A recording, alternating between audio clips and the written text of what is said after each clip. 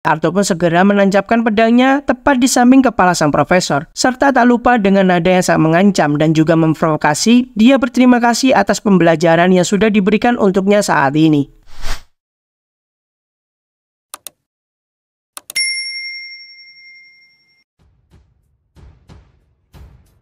Saat pagi sudah tiba, terlihatlah Arthur sudah bersiap dengan seragam baru yang diberikan oleh Cynthia semalam. Arthur terlihat meninggalkan Elia yang saat ini masih terbaring di tempat tidurnya. Setelah beberapa saat, Arthur pun tiba di depan salah satu ruangan yang sepertinya berisikan para anggota komite kedisiplinan yang lain. Arthur sangat penasaran dengan seberapa kuat kekuatan yang dimiliki oleh anggota lainnya. Lalu saat Arthur membuka pintu dari ruangan tersebut, nampaklah suatu hal yang sangat mengejutkan terjadi. Auman yang begitu kuat pun dikeluarkan oleh salah satu bis singa dunia yang memiliki ukuran begitu besar. Tapi ternyata hal tersebut tak dapat membuat Arthur terkejut ataupun takut sesuai rencana dari para anggota lainnya. Disapalah Arthur oleh salah satu anggota komite kedisiplinan di sana. Dia pun terlihat cukup terkesan dengan orang baru yang akan bergabung ke komite kedisiplinan saat ini. Melihat Arthur tak merasakan rasa takut atau bergeming sedikit pun oleh auman bis singa dunia sebelumnya, menandakan jika pasti Direktur Cynthia Gotsky telah membawa seorang murid yang sangat menarik serta kuat kali ini dalam kelompok tersebut. Pria tersebut terlihat mendekati Arthur dan memandanginya sambil mengoceh hal-hal yang tadi mengerti oleh Arthur saat ini. Namun karena dia tak ingin dicap seperti orang aneh dan mencurigakan, murid tersebut memperkenalkan diri jika dia adalah Kai Crestless yang sudah memasuki sekolah ini di tahun keempatnya. Dia pun mempersilahkan Arthur untuk memanggilnya dengan panggilan Kai saja. Tentu hal tersebut disambut dengan ramah oleh Arthur sambil dia memperkenalkan dirinya kembali dengan lengkap kepada Kai.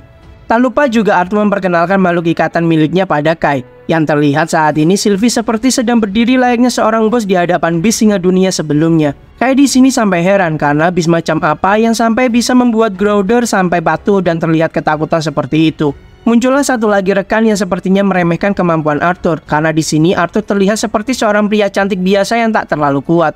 Dia mengeluhkan mengapa tak ada lelaki kuat satupun dalam komite kedisiplinan ini, ungkapnya saat itu. Dalam hati Arthur, dia sempat berpikir jika gadis dwarf tersebut adalah teman masa kecil dari Elia. Namun ternyata hal itu salah setelah dia memperkenalkan dirinya sebagai Doradrea Orgward dan telah memasuki tahun pertamanya di Akademi Sirus ini. Dengan senyum ramahnya, Arthur pun kembali menyambut Dora dan juga memperkenalkan dirinya kembali kepada Dora. Karena di sini Dora memiliki kepribadian yang begitu riang, dia pun meminta Arthur untuk tak bersikap kaku seperti itu kepadanya. Lalu singkatnya, Kai pun mengajak Dora dan juga Arthur untuk segera menemui anggota lainnya di ruangan yang terpisah dari ruangan tersebut. Karena di sini faktanya seluruh anggota komite kedisiplinan merasa sangat penasaran dengan sosok Arthur yang sebenarnya. Hal itu dikarenakan Direktur Cynthia Gotsky tak menceritakan hal apapun tentang Arthur, bahkan juga tentang namanya sekalipun pada mereka semua. Dengan sangat terburu-buru, Dora pun menarik tangan Arthur sembari dia membuka pintu ruangan dan berkata pada semua anggota lainnya jika anggota baru dan juga anggota terakhir mereka sudah berkumpul saat ini.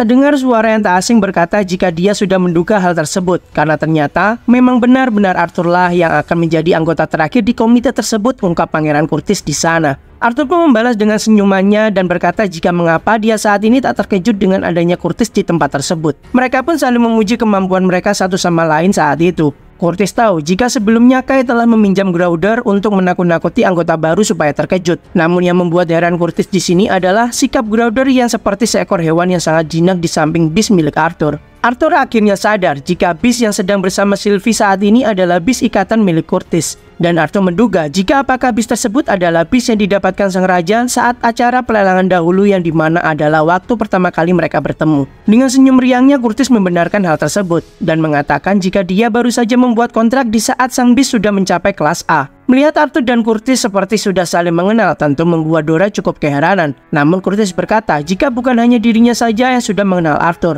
melainkan sang adik yaitu Putri Catelyn yang sudah mengenal Arthur saat ini. Masuklah Catelyn ke ruangan tersebut perlahan-lahan menghampiri Arthur. Bersamaan dengan hal tersebut terdengar juga suara dari seseorang yang sepertinya tak asing bagi Arthur. Terlihat seorang elf yang menyapa Arthur juga di sana. Tentu di sini awalnya Arthur tak ingat dengan siapa dia berbicara saat ini. Namun setelah sang elf berkata jika dia adalah Fairit Ifsar, barulah Arthur langsung mengingat bocah elf yang pernah dia beri pelajaran waktu itu. Berguraulah mereka berdua sehingga membuat suasana menjadi sangat cair dan juga hangat di sana. Arthur pun juga tak menyangka bisa bertemu Fairit saat ini di sana. karena dia merasa seperti baru kemarin dirinya memberikan satu pukulan pada Fairy dan membuatnya jatuh seketika. Lalu tiba-tiba muncullah salah satu anggota lagi yang berkata jika sepertinya hanya mereka berdua saja yang asing dengan Arthur Lewin saat ini. Muncullah dua sosok anggota komite yang lainnya. Dia adalah Claire Blackheart yang sudah memasuki tahun ke-6 di Akademi Sirius ini. Claire seorang murid dari kelas penyihir petarung, dan dia saat ini juga menjabat sebagai pimpinan dari kelompok kecil tersebut. Mendengar kata Blackheart, Arthur pun menjadi penasaran tentang hubungan Claire dengan Caspian Blackheart. Claire pun cukup terkejut karena ternyata Arthur juga mengenal pamannya tersebut.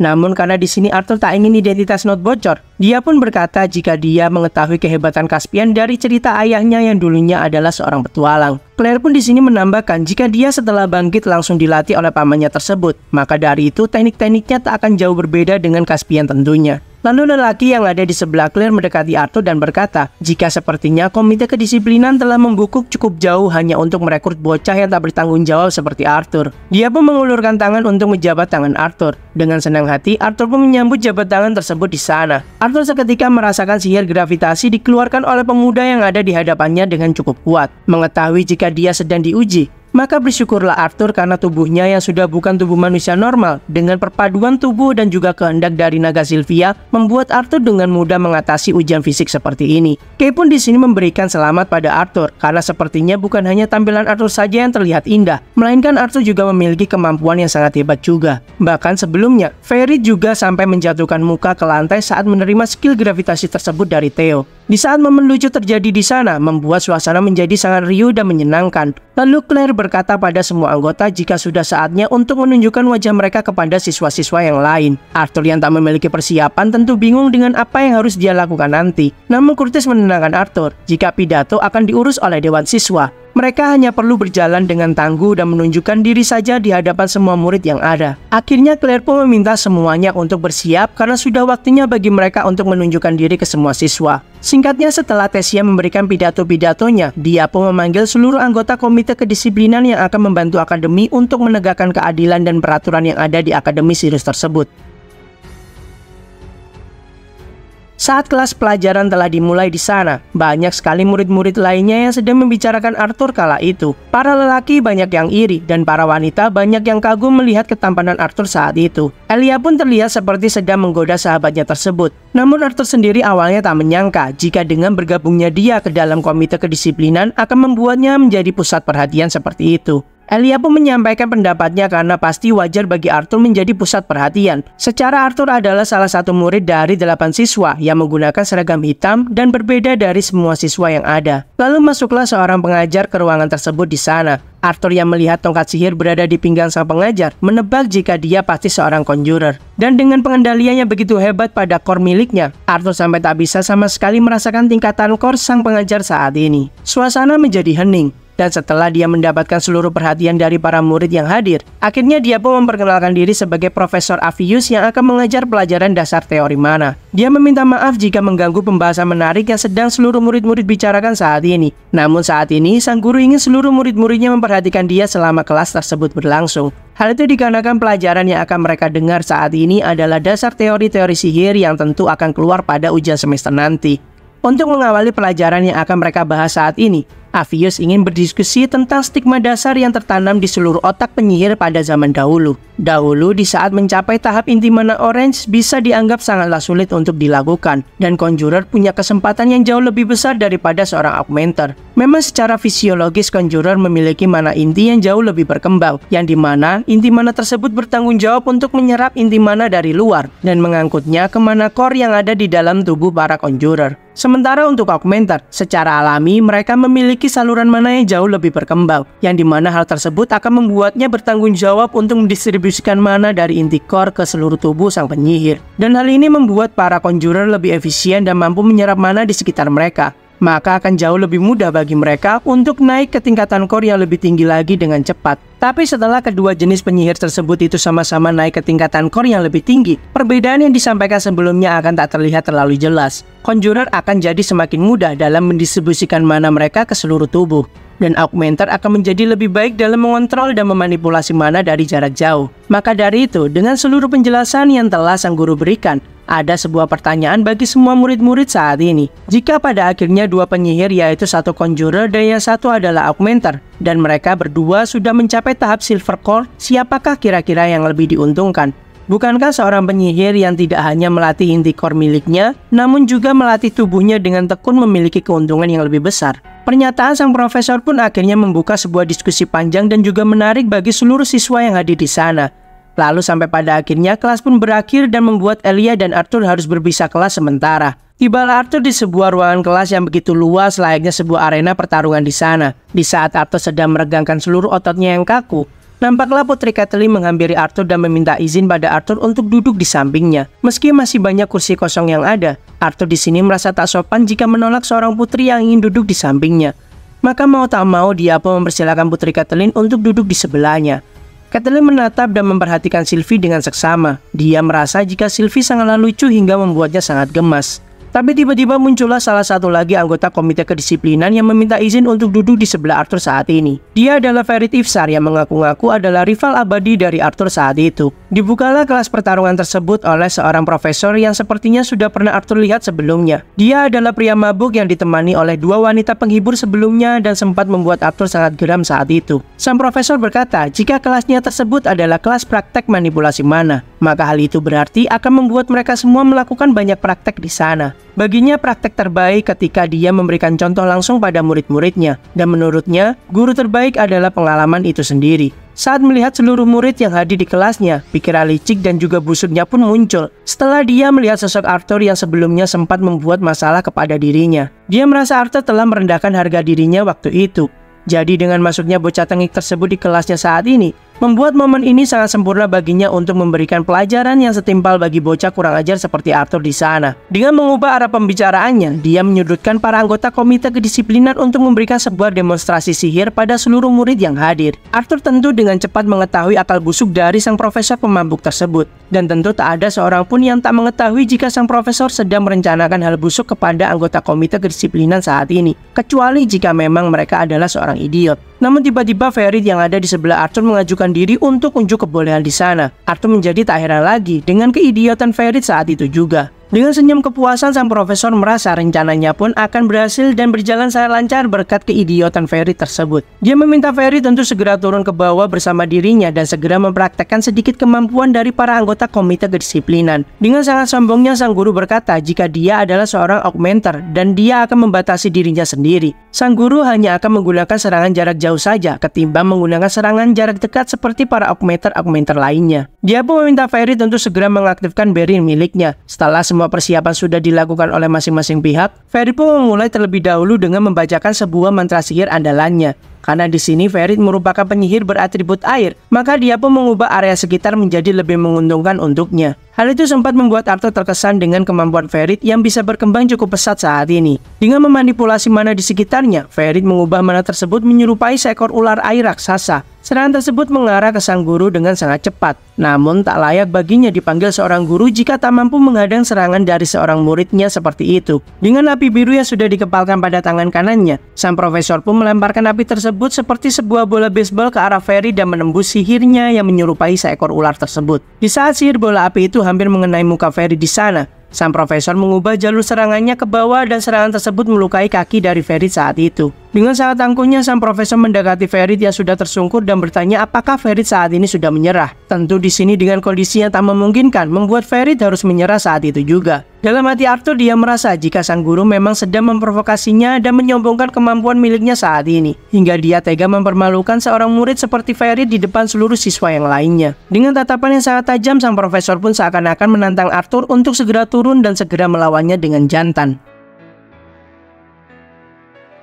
Saat Ferit kembali ke kursinya, Arthur memberikan pujian padanya karena Ferit sudah melakukannya dengan sangat baik. Namun di sisi lain, sang profesor yang ada di hadapan mereka saat ini malah kian menjadi-jadi, karena dia nampak sedang merendahkan anggota komite kedisiplinan secara halus kala itu. Dengan entengnya kembali lagi dia menanyakan adakah anggota komite kedisiplinan yang ingin menunjukkan kebolehannya di sana. Arthur pun sangat terkejut karena ternyata Putri Catelyn sudah berdiri dan bersedia untuk mendemonstrasikan sihir miliknya. Dengan status yang dimiliki Catelyn sebagai putri kerajaan, membuat sang profesor sempat kesulitan untuk memberikan pelajaran yang cocok untuknya nanti. Dalam hati Arthur, dia mengetahui jika Catelyn memiliki kecocokan atribut dengan elemen es. Dan sepertinya setelah melihat serangan dari sang profesor, Catelyn memiliki sebuah cara untuk membalaskan perbuatan tak sopan dari profesor tersebut pada Ferrit sebelumnya. Sang guru pun memberikan salam pada Putri Catelyn sebelum mereka akan memulai demonstrasinya. Dia meminta jika apapun hasilnya nanti, Catelyn diperintahkannya untuk mengeluarkan seluruh kemampuannya tanpa sungkan-sungkan kepadanya. Dengan sangat dingin, Catelyn pun mengeluarkan tongkat sihir dari cincin dimensi miliknya. Merasa jika sang putri tak terlalu menanggapinya, maka si guru pun tak mau berbasa-basi lagi. Dia segera mengeluarkan teknik yang serupa seperti sebelumnya pada kedua tangannya yang telah diselimuti dengan api biru. Catelyn memulai serangan dengan mengarahkan sihir es yang menyerupai jarum-jarum tajam pada sang guru sombong tersebut. Serangan sangat cepat itu ternyata dapat dihadang oleh sang guru menggunakan api biru yang ada di kedua tangannya. Sang guru merasa sangat terkesan dengan kemampuan yang dimiliki oleh Putri Catelyn. Namun serangan ternyata tak berhenti di sana, karena Catelyn sudah merapalkan mantra sihir susulan dan menciptakan bilah es tajam lebih besar dan juga lebih banyak lagi di sana. Serangan cepat kembali diarahkan ke sang guru angkut tersebut. Berbeda dari sebelumnya, sang guru pun mengeluarkan serangan yang hampir serupa dengan mantra sihir milik Lucas Wycus untuk menghadang bilah-bilah es tajam tersebut menggunakan bola-bola api yang dilemparkan ke arah serangan Putri Catelyn. Tapi dengan sangat cerdiknya, Catelyn memerintahkan bilah esnya untuk menghancurkan diri dan membentuk bilah es tajam lebih kecil lagi dan begitu banyak. Di sini sang profesor menjadi tambah terkesan lagi oleh sang putri karena dia bisa mengubah bentuk sihir menjadi misil-misil kecil dan mengarahkannya dengan serangan cepat kepadanya. Tak ingin bermain-main lagi, akhirnya sang guru ingin menunjukkan kelas dan juga perbedaan kekuatan yang mereka miliki saat ini. Di saat yang bersamaan, Catelyn kembali lagi mengejutkan semua orang dengan menggunakan sebuah mantra sihir tornado es untuk menyerang. Merasa mulai tertekan terus-menerus, akhirnya sang guru mengeluarkan sebuah serangan bola api ke arah sang putri Catelyn. Sialnya adalah timing serangan tersebut sangat bertepatan dengan ketika Catelyn merapalkan mantra serangan sebelumnya. Maka dari itu tubuh Putri Catelyn saat ini benar-benar sedang tak terlindungi oleh mana sedikit pun. Tentu jika Catelyn terkena serangan bola api tersebut, pasti serangan itu akan berdampak sangat fatal pada tubuhnya. Ferrit dan juga Arthur merasakan jika hal ini sangatlah berbahaya bagi keselamatan Catelyn. Bahkan sang guru pun juga merasa sangat panik karena serangan miliknya setelah ini akan melukai sang putri dengan sangat fatal. Dalam sepersekian detik sebelum bola api biru tersebut mengenai Catelyn, sebuah mantra sihir angin pun melindungi tubuh Catelyn di sana. Ledakan yang cukup dahsyat pun terjadi seketika di ruangan kelas tersebut. Setelah beberapa saat, sang guru pun mencari keberadaan Catelyn saat itu. Karena ternyata dalam sekejap saja keberadaan Putri Catelyn telah berpindah tempat setelah diselamatkan oleh Arthur saat itu. Dengan tatapan yang begitu tajam, akhirnya Arthur memperingatkan sang profesor. Jika sepertinya permainan kecil yang telah Anda ciptakan sudah berjalan terlalu jauh dari jalur batas wajar. Merasa sedang diremehkan oleh seorang bocah seperti Arthur, maka sang guru pun menjadi semakin angkuh. Dia berkata jika semua hal yang sudah terjadi telah masuk dalam perhitungannya dan dibawa kendalinya. Untuk menutupi ketidakbecusan sang profesor, dia pun berkata pada Arthur dengan nada yang cukup tinggi, jika mana mungkin seorang profesor sekaligus pengajar seperti dia menempatkan murid-muridnya dalam kondisi yang berbahaya. Sang guru pun berdalih jika sebenarnya dia ingin membatalkan serangan tersebut jika Arthur tak menolong sang putri saat itu. Dalam hati Arthur pun merasa sangat muak dengan segala omong kosong yang terucap dari mulut bajingan yang ada di depannya sekarang. Karena setelah sihir yang sudah dimanifestasikan atau terbentuk sempurna seperti itu, mustahil penyihir untuk bisa membatalkannya. Namun apalah daya, karena keadaan Catelyn saat ini baik-baik saja dan Arthur saat ini juga tak memiliki bukti yang kuat. Maka hanya satu cara supaya Arthur dapat membuktikan asumsinya. Dia akan berusaha membuat sang guru melakukan hal tersebut kepadanya. Arthur meminta izin untuk mengambil alih tempat Putri Catelyn sebagai siswa yang akan mendemonstrasikan kemampuan sihirnya. Dengan sangat senang hati, sang profesor pun menyambut baik niat Arthur tersebut. Karena memang hal itulah yang sedari awal dia inginkan. Sebelum Catelyn pergi, si guru bajingan itu meminta maaf dan berkata jika dia tak bermaksud untuk menyakiti Catelyn. Namun dengan sangat dingin, Catelyn pun pergi meninggalkan arena dan kembali ke kursi tempat duduknya sambil berkata pada Arthur jika bantuan Arthur tak diperlukan sama sekali. Namun dia juga sangat berterima kasih pada Arthur saat itu. Dengan senyum manisnya, Arthur pun mengerti dengan perasaan Catelyn saat ini. Akhirnya Arthur pun fokus terhadap tujuannya saat ini, untuk memberikan pelajaran guru bajingan sombong yang ada di depannya sekarang. Dia pun berkata pada sang guru, sekaligus meminta izin untuk mendapatkan hak istimewa belajar secara langsung dari sang profesor yang sangat hebat seperti dia. Sambil Arthur mengeluarkan bilah pedang balatsnya dari cincin dimensi miliknya. Nampaklah Arthur yang sudah serius dengan mengeluarkan hawa tekanan yang sangat mematikan di sana. Dengan menggenggam sebuah pedang yang sangat indah, dengan bilah berwarna biru transparan, Hal itu tentu membuat semua murid-murid entah itu laki-laki ataupun wanita menjadi terpana karena keanggunan senjata tersebut. Bahkan sang guru pun mengakui jika Arthur ternyata memiliki senjata yang begitu menarik. Dia juga menambahkan dan berkata jika Arthur adalah seorang augmenter, maka Arthur bebas untuk memilih metode bertarung seperti apa yang dia inginkan. Arthur pun membalas dengan dingin perkataan sang guru dengan rasa percaya diri yang sangat tinggi. Dia akan menunjukkan gaya bertarung yang bebas sesuai keinginan sang profesor, ungkapnya. Tentu dengan jawaban seperti itu sempat membuat sang guru sangat geram dengan kesombongan yang dimiliki bocah tengik di hadapannya. Ditambah lagi dengan nada yang cukup merendahkan, Arthur kembali lagi meminta sang profesor untuk menggunakan apapun seperti senjata yang bisa membuat sang guru merasa sangat percaya diri saat menggunakannya. Maka sang guru yang memang sudah sangat geram mengambil pedangnya yang sebelumnya ditancapkan ke lantai. Lalu dengan kuda-kuda yang sangat siap, sang guru pun melapisi pedang tersebut dengan mantra sihir api biru miliknya. Melesatlah dia maju ke depan dan menyerang Arthur dengan cepat. Kedua pedang dari masing-masing augmenter tersebut sedang beradu dengan seimbang di sana. Mengetahui jika sang guru sudah mulai kehilangan akal karena dengan serius menyerang seorang murid, maka Arthur pun juga akan mulai serius kali ini.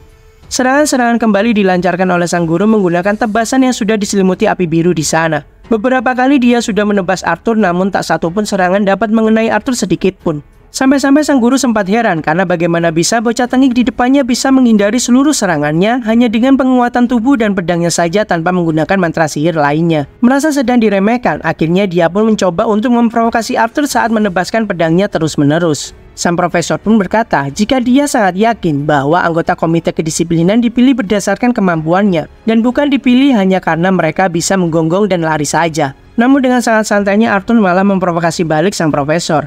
Jika apakah masih perlu dirinya untuk bersungguh-sungguh saat melawan seorang profesor yang bahkan tak dapat mendaratkan satupun serangan pada seorang siswa yang notabene masih berada di tahun pertamanya. Karena semakin terprovokasi, membuat amarah sang guru menjadi semakin memuncak saat ini.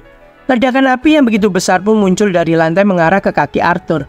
Dengan cepat Arthur menarik langkah sedikit untuk menghindarinya. Dirasa Arthur sedang kehilangan keseimbangan, sang guru pun berusaha menebas Arthur dari samping menggunakan pedang tajamnya. Namun dengan sangat lincah Arthur dapat menghindari serangan-serangan dari guru memanfaatkan kelincahan dan juga pengalaman bertarungnya selama bertahun-tahun. Ferit yang menyaksikan bahkan merasa jika ini bukan lagi bisa disebut dengan demonstrasi kemampuan sihir, melainkan sebuah pertarungan asli dari kedua ahli sihir yang sangat berbahaya. Tak ingin hanya bertahan saja, akhirnya Arthur pun mulai memberikan serangan yang sangat cepat ke arah sang guru. Hingga tebasan dari pedang indah Arthur hampir menebas leher dari sang guru bajingan tersebut. Meski dapat dihindari, namun sang guru merasakan jika Arthur menjadi semakin lebih cepat daripada sebelumnya. Arthur memberikan provokasi kembali pada sang guru. Jika tikus pun pasti bisa berubah sangat mematikan di saat dalam keadaan yang terdesak. Merasa sedang dipermalukan kembali, maka sang profesor pun memberikan tebasan yang lebih kuat lagi. Namun anehnya saat ini Arthur malah dapat menekan sang profesor tersebut hingga mundur ke belakang. Caitlin dan juga Ferry sepakat jika Arthur sudah berada di level yang berbeda dengan siswa-siswa yang lainnya. Berkali-kali tebasan dilancarkan oleh Arthur ke arah sang profesor dan serangan tersebut dapat membuat sang profesor mundur ke belakang secara perlahan-lahan. Melihat sang profesor sudah mendekati garis batas arena pertarungan, maka Arthur pun berniat untuk segera mengakhiri pertarungan ini dengan sesegera mungkin. Dengan tebasan yang nampak terlihat sangat kuat, Arthur pun melancarkan serangan yang siap ditangkis oleh sang guru di sana. Namun ternyata serangan itu hanya tipuan belaka, dan Arthur di sini sudah bersiap melancarkan serangan menggunakan mantra sihir elemen anginnya. Dengan mantra sihir elemen angin yang menyerupai sebuah tebasan-tebasan pedang, hal itu dapat membuat sang profesor mundur ke belakang dan menghancurkan dinding barrier dari pertarungan mereka berdua. Saat sang profesor terjatuh ke lantai, Arthur pun segera menancapkan pedangnya tepat di samping kepala sang profesor. Serta tak lupa dengan nada yang sangat mengancam dan juga memprovokasi, dia berterima kasih atas pembelajaran yang sudah diberikan untuknya saat ini. Di saat Arthur telah memberikan sebuah peringatan pada sang guru bajingan tersebut dengan suatu fakta menyakitkan baginya, bahwa seorang murid di tahun pertamanya dapat mengalahkan seorang profesor saat berduel. Bel istirahat pun berbunyi dan membuat semua siswa pun akhirnya membubarkan diri masing-masing untuk segera istirahat. Arthur menyimpan kembali pedang dalam cincin dimensinya dan melihat jika Caitlin sudah beranjak pergi tanpa sepatah kata pun di sana. Di saat Arthur menghampiri putri Caitlin, Ferit pun menarik Arthur dan berkata jika dia sangat bangga dengan rival abadinya yang benar-benar sangat hebat. Dengan senyum kecutnya, Arthur pun menyenangkan hati Ferit dengan pujian-pujian kecil hingga Ferit bisa percaya diri kembali dengan kemampuan yang dimilikinya. Tiba-tiba saja putri Caitlin pun berada di antara pembicaraan Arthur dan Ferit sambil bertanya pada Arthur jika bagaimana menurut pandangan Arthur tentang pertarungan sebelumnya antara dia dan juga profesor tersebut. Arthur pun memberikan pendapat jujurnya tentang Caitlyn, jika Caitlyn memiliki kemampuan sihir dengan elemen es yang sangat kuat. Namun Caitlyn memiliki beberapa kekurangan, salah satunya adalah di mana saat dia mengabaikan mantra pertahanan ketika sedang merapalkan mantra serangan terakhir sebelumnya. Tanpa sepatah kata pun diucapkan, kembali lagi putri yang memiliki sikap sedingin es tersebut melenggang pergi meninggalkan mereka berdua di sana. Singkatnya, saat berjalan sendirian, Sylvie pun merasakan sebuah kesedihan yang dirasakan oleh papanya saat ini. Arthur menyampaikan pada Sylvie jika sebenarnya itu bukanlah masalah yang serius. Namun mengetahui jika dengan atribut elemen anginnya, Arthur tak bisa membereskan Profesor Gaius dengan lebih cepat. Hal itu membuatnya saat ini semakin sadar jika Arthur harus lebih giat lagi saat memperkuat dirinya untuk mendapatkan tingkatan level yang dia inginkan. Akhirnya tibalah Arthur di kelas selanjutnya, yaitu kelas yang mempelajari tentang cara pembuatan artefak dan pengkodean mana untuk penggunaan yang lebih spesifik. Tiba-tiba Arthur pun disapa oleh salah satu murid wanita berkacamata yang ingin duduk di sebelah Arthur saat ini. Tentu Arthur dengan sangat ramah mempersilahkan siswi tersebut untuk duduk di sebelahnya karena memang tempat itu masih kosong. Dengan sangat gugup, wanita tersebut memperkenalkan dirinya pada Arthur menggunakan nada yang sangat kecil dan sulit untuk didengar. Tentu dengan refleks, Arthur pun mendekatkan kepalanya untuk mendengarkan hal apa yang sedang dikatakan oleh siswi tersebut kepadanya. Siswi tersebut sangat terkejut dan menyampaikan perkataannya dengan terbata-bata pada Arthur jika namanya adalah Emily Watson dan dia meminta izin untuk menjadi teman Arthur kala itu. Awalnya Emily merasa jika dia sudah menunjukkan kesan pertama yang sangat aneh kepada Arthur. Pasti Arthur saat ini berpikir jika dia pasti sedang bertemu dengan orang yang sangatlah aneh. Hal itulah yang terpikirkan oleh Emily saat ini. Namun dengan senyum yang sangat ramah, Arthur pun memberikan tangannya untuk berjabat tangan. Dia menyambut permintaan pertemanan dari Emily sebelumnya dengan senang hati. Tentu hal itu membuat Emily sangat senang dan langsung menjabat tangan Arthur pada saat itu juga. Arthur seketika sadar saat menjabat tangan Emily jika dia sudah sangat bekerja keras dalam bidang yang saat ini dia tekuni. Emily pun yang sadar jika tangannya mungkin sangat kasar dan mengganggu kenyamanan Arthur langsung menariknya dan meminta maaf pada Arthur. Namun kembali lagi Arthur tersenyum sambil menunjukkan telapak tangannya pada Emily.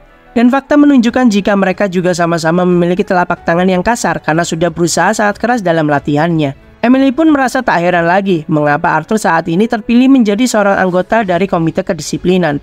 Karena ternyata Arthur adalah seseorang yang sudah berjuang sangat keras saat berlatih untuk menjadi lebih kuat. Emily menyampaikan jika dia suka sekali dengan artefak hingga tanpa sadar tangannya sudah menjadi kasar saat dia sering mengotak-ngatik perkakas miliknya.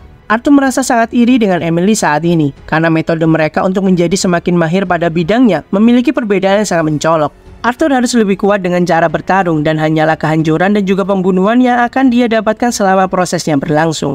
Namun dengan artefak, semakin Emily baik saat mengerjakan hal tersebut, maka semakin banyak juga alat yang Emily bisa ciptakan nanti. Emily sungguh terpukau dengan perkataan tersebut seakan-akan dia tak sedang berbicara dengan seorang anak berumur 12 tahun saja.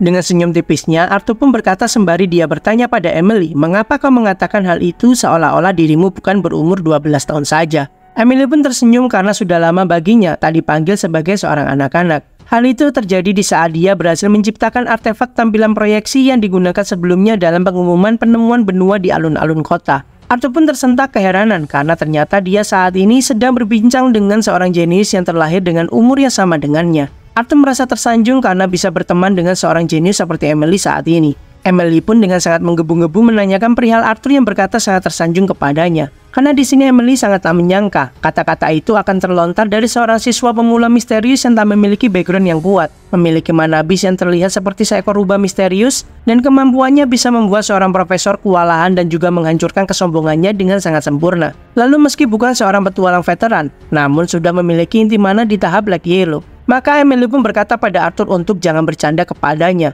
Di Akademi Sirius ini kabar dan gosip akan dengan sangat cepat tersebar, ungkapnya pada Arthur. Masuklah seseorang menyapa dengan sapaan yang sangat khas dan sangat nyentrik di sana. Selamat datang para rakyat jelata, ungkapnya pada semua siswa. Kalian semua boleh merasa terhormat karena diriku akan mengajarkan beberapa pengetahuan yang kumiliki secara langsung saat ini. Hal itulah yang disampaikan oleh Master Gideon pada semua murid yang ada di kelas tersebut. Dengan sandiwara garingnya, Gideon pun melihat seseorang yang telah dia kenal sebelumnya, yaitu Arthur Lewin. Gideon berkata jika ini benar-benar kebetulan yang sangat jarang terjadi, ungkapnya. Dalam hati Arthur, dia sangat kesal karena kebohongan Gideon sangat terlihat jelas saat itu. Selama pelajaran berlangsung, Gideon pun hanya membual tentang pencapaian dan kisah-kisah membanggakan dirinya selama ini. Para murid-murid lainnya sangat senang mendengarkan hal tersebut, namun berbanding terbalik dengan Arthur yang sudah sangat hafal dengan sifat Gideon di sana. Tiba-tiba masuklah seekor bis yang menyerupai seekor burung hantu di pundak Arthur. Dengan sangat geram, Sylvie pun menunjukkan ketidaksukaannya terhadap bis tersebut karena dia merasakan hawa berbahaya terpancar darinya. Lalu Gideon pun menyadari jika Arthur sepertinya sedang dipanggil oleh Direktur Cynthia Gotsky saat ini. Maka dia pun mempersilahkan Arthur untuk meninggalkan kelas dan menemui sang direktur saat itu juga. Dalam perjalanan menuju ruangan Cynthia, nampak kedua bis yang ada di pundaknya tak berhenti-hentinya saling bertengkar satu sama lain. Terlihatlah Kathleen yang baru saja keluar dari ruangan Cynthia Gotsky dan disapa oleh Arthur di sana. Namun dengan sangat dingin, Kathleen pun melenggang pergi tanpa sepatah kata pun seperti biasa. Arthur pun masuk ke ruangan Cynthia dan merasa jika sepertinya Kathleen merasa kesal setelah mendapatkan beberapa ceramah dari Cynthia. Arthur pun dipersilakan untuk duduk di kursi yang telah disediakan. Di sini Arthur yang tahu apa yang akan dibahas oleh Cynthia pun membuka pembicaraan terlebih dahulu. Dia menjelaskan jika saat itu Arthur hanya ingin menolong Kathleen. Dan belum selesai Arthur menjelaskan, Cynthia pun memotong penjelasan Arthur saat itu. Cynthia memanggil Arthur ke sana bukan untuk ikut campur tentang masalah Arthur dengan Profesor Gaze. Tentu Arthur di sini kebingungan dengan masalah apa yang akan dibahas sebenarnya oleh Cynthia Gotsky dengan dirinya. Beberapa saat suasana menjadi hening tak bersuara, karena sepertinya Cynthia bingung ingin memulai pembicaraan dari mana. Setelah beberapa saat menunggu, akhirnya Cynthia pun bertanya pada Arthur, apakah Arthur bersedia untuk menjadi profesor pengganti sementara di kelas praktek manipulasi mana.